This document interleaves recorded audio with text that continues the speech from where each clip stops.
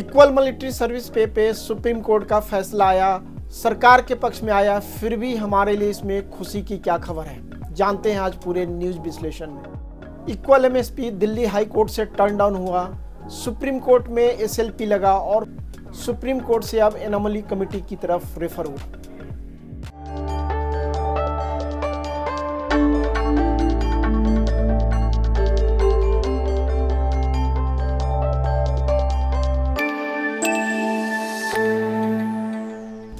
नमस्कार दोस्तों, जय हिंद जय भारत। डिफेंस रिलेटेड ग्रुप के डिफेंस वेलफेयर न्यूज़ पे आपका स्वागत है और आज की खास खबर है इक्वल एमएसपी अर्थात मिलिट्री सर्विस पे के जो डिफरेंस है उसके अंदर उसके ऊपर लंबी बातचीत हुई है। साथ में पे कमीशन से लगातार इसके ऊपर चर्चा हुई। जंतर मंतर से लेके धरना प्रदर्शन पूरे देश में हुआ।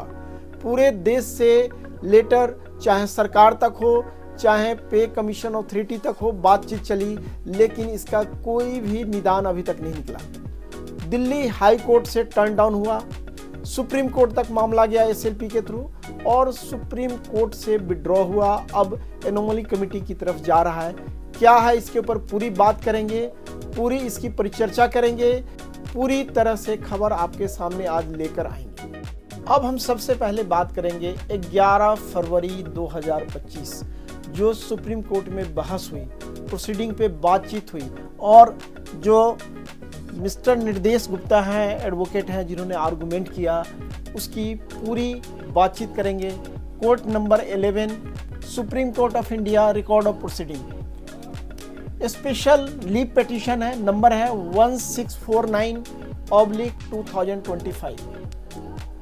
Voice of ex serviceman society की तरफ से एक केस अभी तक चल रहा है जो हाई कोर्ट से सुप्रीम कोर्ट तक आया है।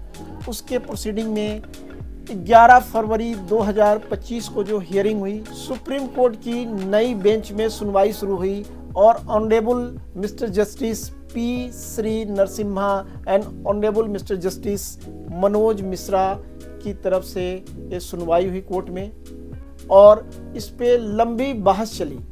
संक्षेप में बताता हूं, जस्टिस महोदय ने पूछा कि अगर 7वें वेतन आयोग के इक्वल एमएसपी पे अगर अनियमितता थी तो क्या यह एनोमली कमिटी में नहीं जाना चाहिए, क्योंकि हर पे कमीशन में होता है एक एनोमली कमिटी होती है जिसके अंदर अगर कोई भी आपको लगता है कि पे कमीशन के अंदर आपके साथ भेदभाव हुआ है, आप उसके अंदर अपनी बात रख सकते हैं, उस पर सुनवाई होगी और उसका फैसला आएगा।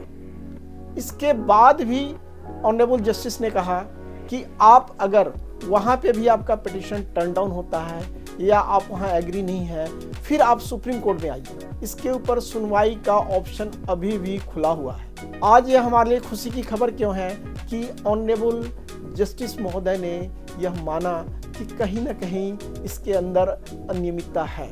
जो मिलिट्री सर्विस पे है सबको समान मिलना चाहिए, उसके अंदर भेदभाव है और ये पहली बार हुआ।